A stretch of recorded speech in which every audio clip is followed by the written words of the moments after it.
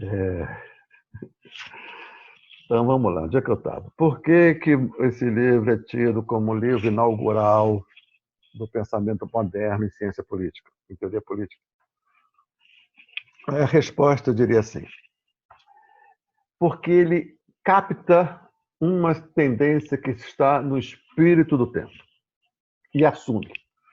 Então, há um espírito do tempo, há uma tendência nesse interior do espírito do tempo, ele capta e dá voz a esse espírito do tempo no seu livro.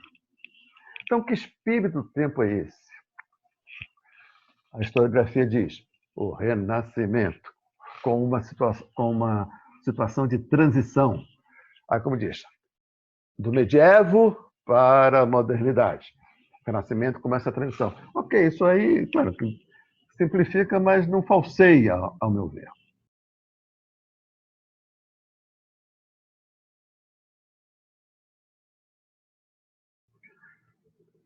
Como é que isso aparece na obra do Maquiavel? Nós podemos dizer que, na modernidade, uma das suas características da modernidade, algo importante da modernidade, que por isso está totalmente ausente do medievo, é o que Max Weber, um dos grandes pensadores da modernidade no sentido de, na modernidade, tendo a modernidade como objeto da sua reflexão, esse Max Weber vai chamar de vai identificar a modernização com o processo de racionalização que implica a autonomização das esferas de valor.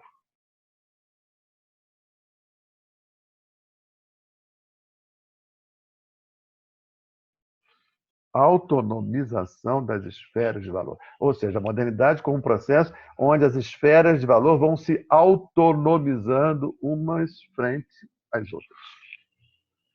Se isso é moderno, significa dizer que na Idade Média as esferas de valor não tinham autonomia. O que é a esfera de valor? A ciência, a moral, a arte, a política. O que é autonomia? Autonomia é, a palavra grega diz, autonomos, nomos, regras postas, auto, né, pela própria esfera. Na Idade Média, a política não era autônoma, a política não colocava suas próprias regras.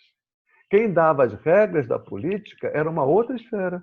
A política não tinha autonomia para pôr a si mesmo, dar a si mesmo as suas regras. Não havia autonomia. A arte, não. A arte não dava a si mesma as suas regras, ou seja, a arte não colocava as regras com as quais ela devesse e merecesse ser apreciada e julgada. Não. Quem dava as regras de apreciação e julgamento da arte não era arte, ela não tinha autonomia, era uma outra esfera. E assim por diante, a moral. E assim por diante. Qual era essa esfera que dava as regras para as demais esferas? Na Idade Média, obviamente, a religião.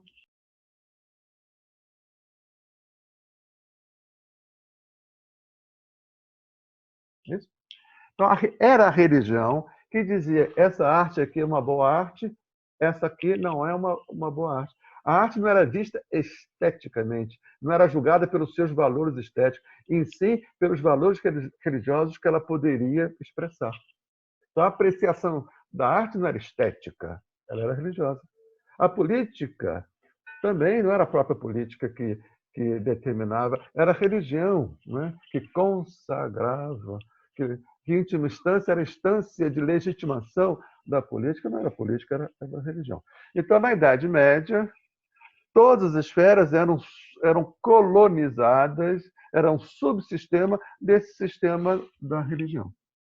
O que o Weber vai dizer é que, na modernidade, as esferas de valor vão ganhando autonomia em relação à esfera colonizadora anterior da religião. Se nós entendemos o Renascimento como transição, o Maquiavel está nesse meio, nessa transição. A cultura renascentista, ela já não é medieval, mas ainda não é moderna.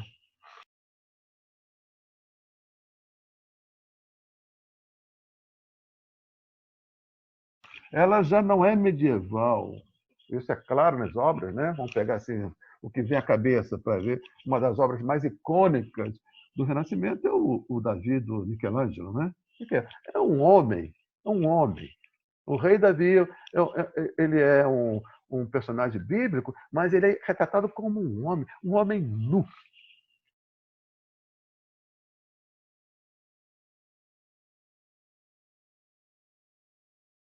Um homem cuja beleza está na sua naturalidade e não na sua pretensa espiritualidade. Não é isso? Davi, que está lá na Piazza della Signoria, pelo menos a cópia, né? O original está lá naqueles museus. Né? Então, a cultura renascentista é uma já não é mais medieval, porque não é Deus o centro de tudo, e sim cada vez mais o homem. Daí, o humanismo renascentista, colocar o homem no centro, é entender todos os fenômenos, não a partir de Deus mais, mas a partir do homem, da sua ação, das suas virtudes e dos seus vícios, né? Isso vai aparecendo, Caravaggio, né? E todas aquelas obras, né, emblemáticas da cultura. Então, esse é o espírito do tempo, dessa transição, que aponta para isso que vai ficar consagrado na modernidade, que é a autonomia. O que Maquiavel fez foi autonomizar a política frente às outras esferas, sobretudo frente à religião e à moral.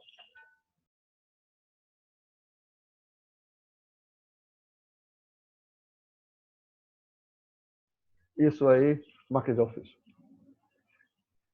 E é por isso que Maquiavel é considerado o pai da modernidade em política.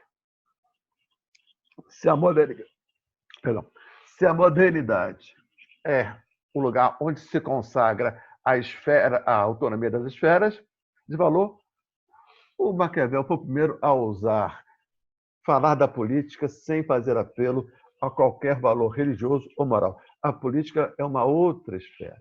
Ela tem o seu dinamismo próprio. Ela só pode, portanto, ser julgada politicamente. A autonomia significa isso. A autonomia da arte, isso fica muito claro na arte.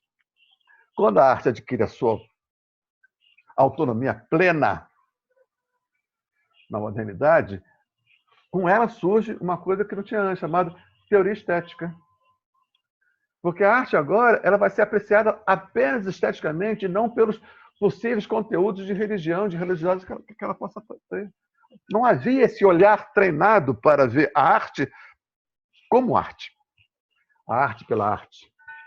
A arte era vista sempre pelo viés de uma outra coisa que não era ela a arte, pelo viés da religião.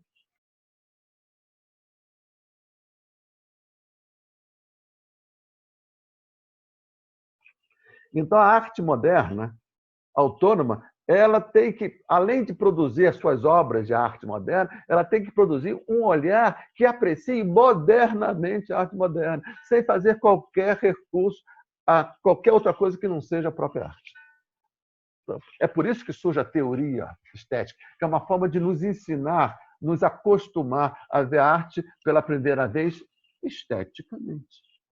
Então, a educação do olhar estético precisa de uma teoria estética. Maquiavel é como se fizesse isso na política. Ele está dizendo o seguinte, em última instância: a política tem que ser vista politicamente, porque ela é uma esfera autônoma.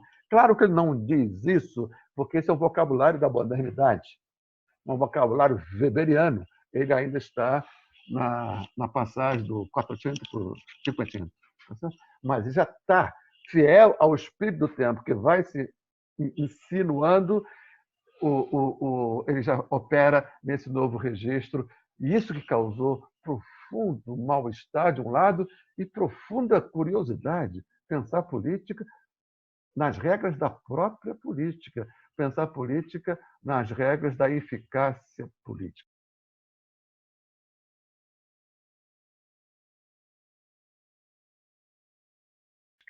Isso acabou sendo traduzido de uma forma assim, um pouco infame, um pouco oportunista, mas não de todo destituída de conteúdo de verdade, com a famosa os fins justificam os meios. Não é bem isso, não é bem isso, isso é mesquinho. Mas, em alguma medida, tangencia a questão de Maquiavel. Melhor do que dizer isso, que os fins justificam o meio, seria dizer o seguinte: a política é uma esfera autônoma e tem as suas próprias regras de funcionamento, como a religião é uma esfera autônoma e tem as suas próprias regras de funcionamento, como a arte é uma esfera autônoma e tem as suas próprias regras de funcionamento. A arte só pode ser julgada artisticamente, a religião religiosamente, a ciência cientificamente e a política politicamente. É isso. Que não tem muito a ver com os fins justificam os meios. Né? Então, veja, é isso que o Maquiavel faz. A partir da experiência que ele teve, do funcionamento, né? Ele faz isso baseado numa antropologia.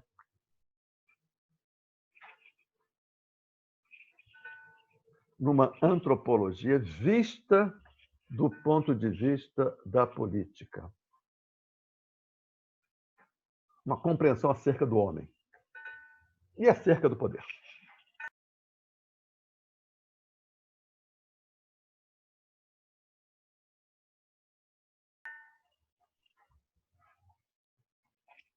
Olha,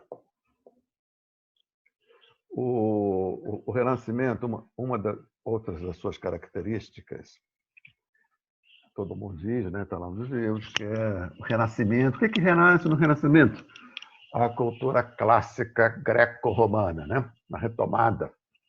Né? Essa cultura clássica, como ela era muito profana, muito pagã, muito laica, ela foi, quando recebida no medievo, recebida com as vestimentas do cristianismo, né? Que quase que sufocava boa parte dos conteúdos da tradição clássica greco-romana. Então, o Renascimento é assim, voltar a Platão e Aristóteles, mas sem pagar o pedágio do cristianismo, voltar às fontes, né? Recuperar o frescor do que emanava daquelas fontes clássicas. Né? Muito bem, uma das fontes é Platão. E Platão com a sua República.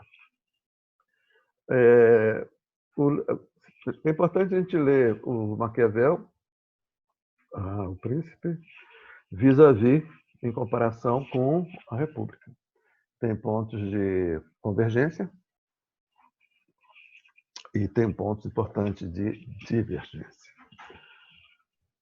Talvez o ponto maior de divergência diga respeito a isso que eu disse antes, da antropologia, de uma antropologia que está por trás do pensamento político de Maquiavel, do Príncipe. Ou seja, a política é desta forma porque o ser humano é desta forma. Podemos dizer assim. Devido ao fato do ser humano ser dessa forma, devido ao fato da política ser desta forma, portanto, o príncipe deve agir assim. Quando quiser, se quiser tomar o poder e se quiser manter o poder. Tendo em vista essas duas naturezas, a natureza mesma da política, que não se deixa compreender pela religião, porque ela é uma outra esfera, pela moral, não, porque é outra esfera. É uma esfera própria, autônoma. E pela natureza do ser humano, que é o que ele é.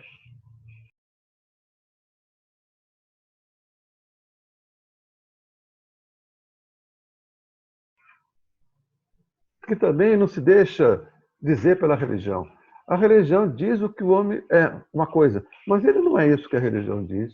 O que o homem é dito nas ruas, na sua vivência concreta, pagã, profana, nos seus apetites, no encontro dos seus apetites, no encontro e choque dos seus interesses, com as suas grandezas e com as suas pequenezas, com a sua covardia, com a sua coragem e com a sua vilania. Né? O Maquiavel, ele no governo, ele lidou com isso como uma experiência concreta e não como uma experiência abstrata teórica, tal como aparece nos livros de teologia. ou da filosofia metafísica abstrata. Né?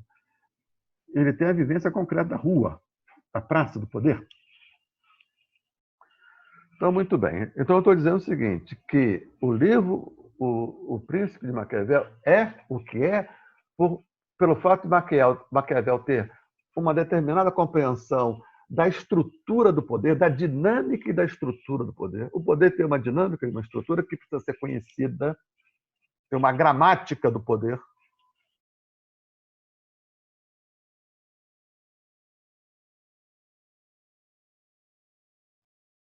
Gramática é essa, que é autônoma em relação à religião. A religião pode dizer assim, política não seja isso, seja aquilo. A política vai dizer, foda-se, eu sou o que sou.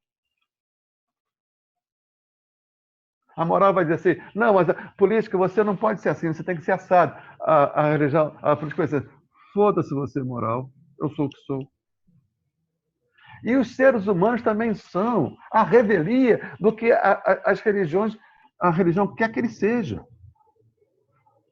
A revelia do que a moral quer que ele seja. O homem atravessa esses preceitos, sim, permanecendo sendo o que ele é. Então, essa é a natureza humana e a natureza do homem e a natureza da política. É o encontro da compreensão dessas duas naturezas. É daí que deriva o príncipe. Muito bem. Se o renascimento é um renascer dos ideais e das obras clássicas greco-romanas, a República do Platão é um livro vamos dizer, inelutável, contra o qual impossível não tê-lo em consideração.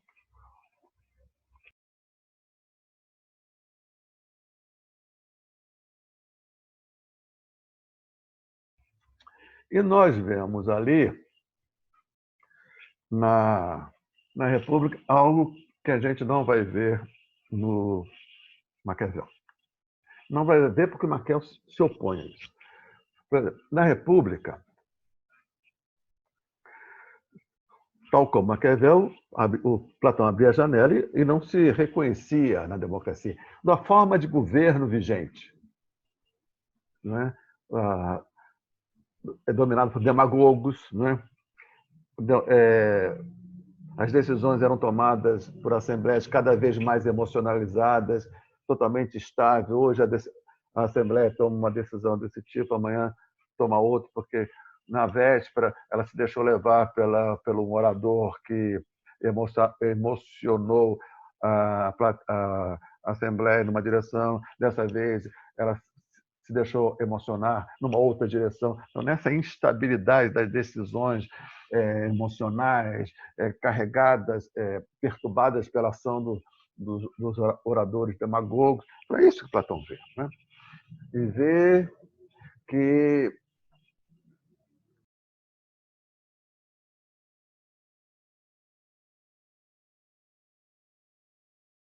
e não encontrava uma solução política para esse problema. Tipo assim, será que em vez de ter uma Assembleia, tivesse as duas câmaras? Será que. Quer dizer, ele não encontrava uma solução institucional para aquele problema, até encontrar Sócrates. E com Sócrates ele vai encontrar uma saída, Platão, na medida que ele vai perceber que a política não é capaz de resolver os impasses que ela própria está criando. Se a política não é capaz de resolver os seus problemas, ou seja, não há uma solução institucional, reforma das instituições, criações de novas instituições, se não há uma solução propriamente política para a política, não. Qual seria a solução?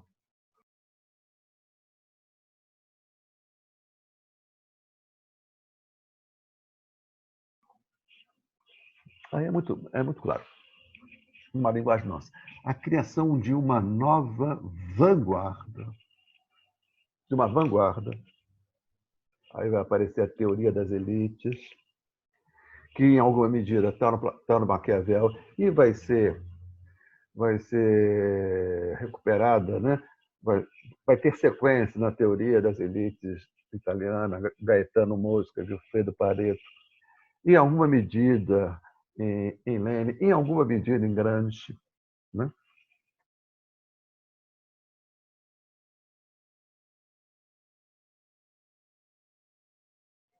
A condução, né? Condução política a partir de uma vanguarda esclarecida. Isso aí está lá em Platão. Então, Platão, assim, só que o Platão ele vai perceber, de acordo lá com a sua teoria das ideias, que não cabe aqui a gente entrar nesse mérito, né, que a polis tem uma, digamos assim, uma vocação. O indivíduo tem uma vocação, é um telos.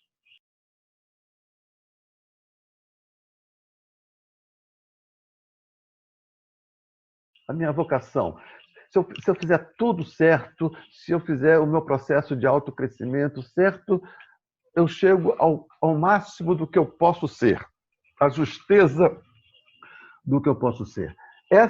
Esse ponto é a virtude. Eu me torno virtuoso mediante esse esforço, que é o esforço da educação filosófica, né? Então, a virtude, o que é? A virtude não no sentido moral.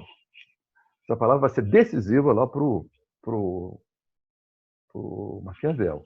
Em grego é arete. Em italiano, virtu. Né?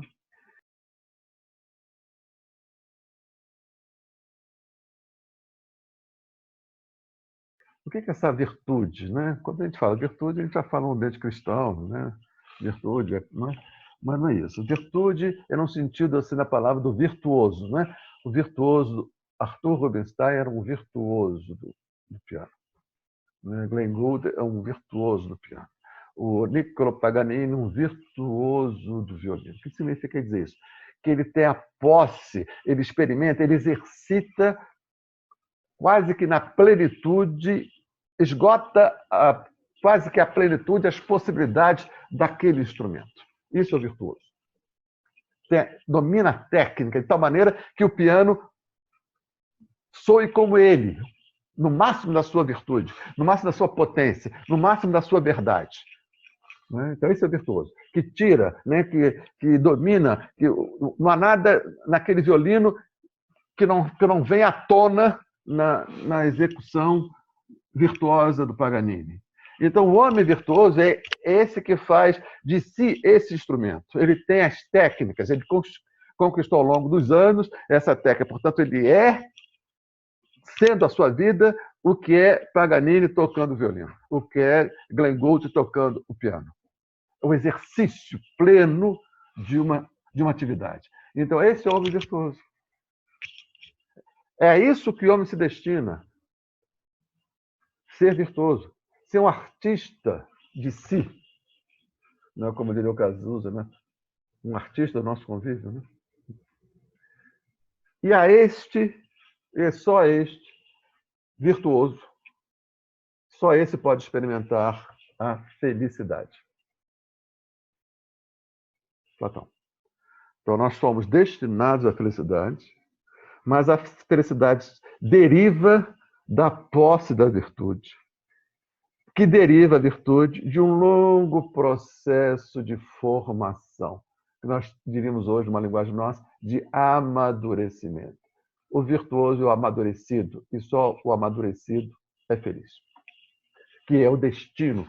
Nós estamos todos naturalmente destinados, inclinados a ser felizes. É uma demanda intrínseca profunda da nossa alma. Esse é o telos. O telos do ser humano é ser feliz. Haveria um telos na polis também, né? Mutatis mutandis, né? O telos da polis é consagrar a justiça para os cidadãos.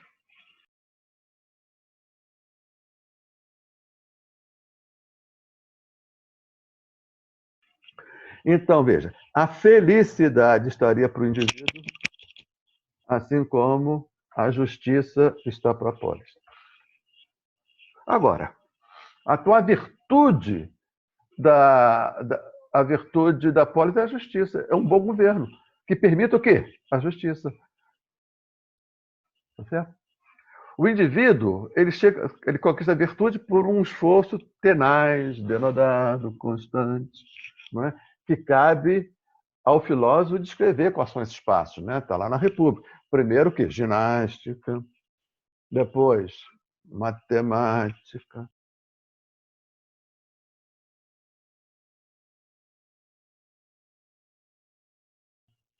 né?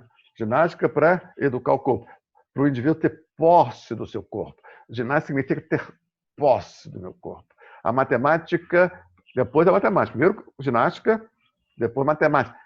Para exercitar a razoabilidade imanente à minha razão. Que está lá, mas está adormecida. Então, a matemática não é como a gente estuda na escola, matemática, a forma do volume do poliedro. Não, não é isso. É raciocínio lógico. É para restituir à razão a própria racionalidade imanente a ela. Isso é matemática. Né? Como condição prévia para que ela possa depois ir dando saltos mais avançados, a metafísica, pronto, esse pode governar a polis, porque esse aí, só esse é o que antecipa, ele é o que a polis deve ser. Uma espécie de vanguarda comunista. Vanguarda comunista era isso, né? O comunista é aquilo, é hoje, ele já é hoje o que a sociedade deve ser no futuro, se tudo der certo. Ele antecipa o que a sociedade deve ser. Esse é o comunista, lembra? O comunista é um comunista, o cara, né? Isso.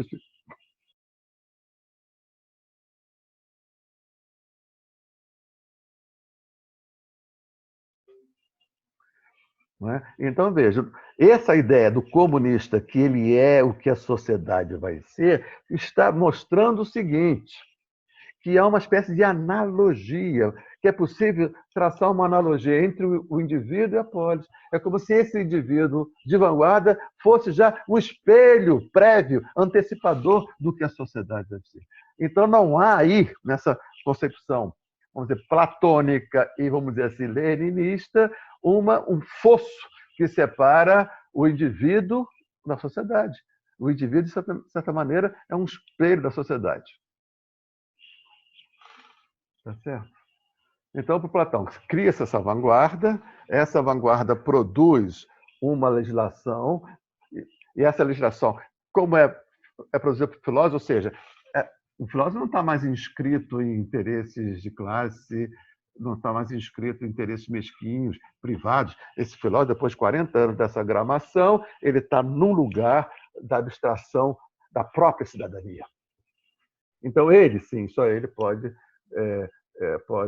produzir uma legislação que já seja a legislação não das classes, e sim da cidadania. E aquele cidadão que não tem condições de fazer esse trabalho de 40 anos que o filósofo fez, ele, no respeito às leis, ele vai evoluindo. Então, o trabalho que o filósofo fez na academia platônica, o cidadão vai fazer na vida política, introjetando crescentemente a lei produzida pelo filósofo. Isso que é o governo do filósofo. O Maquiavel está num outro lugar. Porque, para Platão, portanto, o ser humano é aperfeiçoável.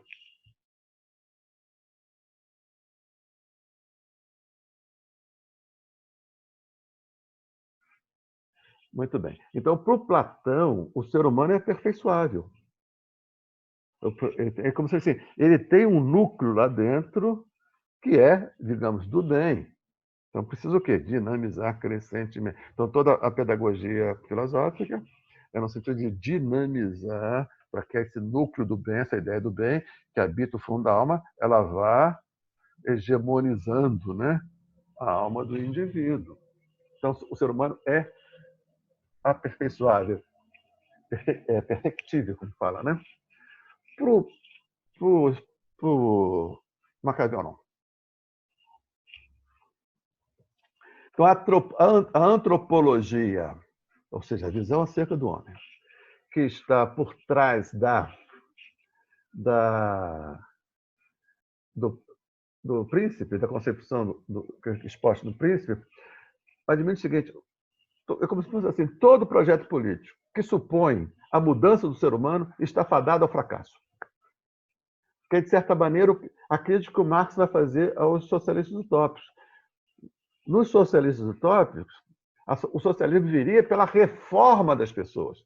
As pessoas deixariam de ser egoístas, as pessoas perceberiam que ganham mais sendo coletivistas do que individualistas, e nesse convencimento as pessoas se aperfeiçoam e o resultado do aperfeiçoamento dessas pessoas seria a sociedade socialista. A crítica ao socialismo utópico por Marx e Engels parte desse pressuposto que está em Maquiavel, que qualquer projeto político que supõe, que exige a mudança do ser humano, está dando fracasso. Os seres humanos são o que são. Só que Marx e Engels colocam os seres humanos, que são o que são, no interior de classes sociais. E essas classes sociais têm um dinamismo que não se explica pelo dinamismo das psicologias dos indivíduos. É uma diferença radical em relação a Maquiavel. O Maquiavel diz: os homens são o que são, mas são indivíduos isolados. Né? Então tem que se partir daí. Eles são cúpidos, eles são medrosos, eles são interessados na solução de curto prazo. É isso que os homens são. Temos que reconhecer isso. E, ao reconhecer isso, reconhecer também que a política tem um dinamismo que cabe ao príncipe e conhecer as regras.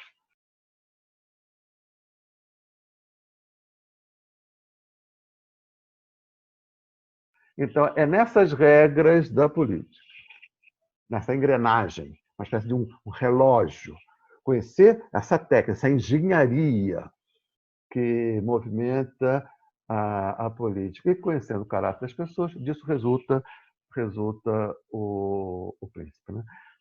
É isso que explica, a meu ver, que o príncipe hoje ele é mais lido nesses cursos, faz parte, compõe a grade, né, curricular desses cursos chamados gestão de pessoas, estratégias empresariais, guerra híbrida, estratégia geopolítica. Ele é lido com muito interesse, não sem razão, nessas áreas, né, da prática humana, porque ali tem verdadeiros mananciais desse realismo. Né? Então, a Maquiavel é associada a essa palavra realismo, em contraposição à palavra utopia, que sempre supôs o quê? Um homem ideal, um homem que deveria ser tal. E por dever ser isso, o homem deve ser isso. O homem deve fazer empreendimentos no sentido de aperfeiçoar-se, tornar-se esse que ele deve ser, naquele que ele efetivamente é. Esse é o pensamento utópico. O realismo, né, em contraposição ao realismo de Maquiavel, aponta no sentido oposto. Os homens são o que são, devemos reconhecer isso e compreender as engrenagens, a natureza e a gramática interna ao poder e à política. Né?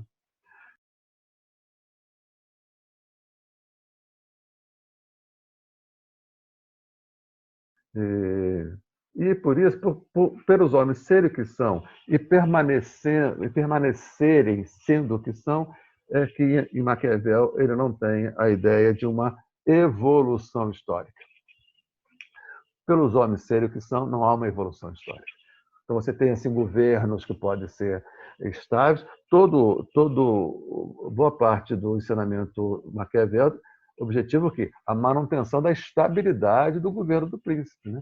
Mas mesmo mais estável, como foi o Império, a República Romana, que é o grande exemplo, que é talvez o exemplo mais bem acabado do que o Maquiavel tem em mente, não o Império Romano, que já é decadente, mas a República Romana, mesmo ela, que foi assim a forma mais bem acabada, mais bem sucedida, disso que Maquiavel está tentando extrair as leis internas, mesmo ela chegou um momento que feneceu. Por quê? Porque assim, é cíclico e não progressista, como vai ser a visão que vai acabar imperando na modernidade.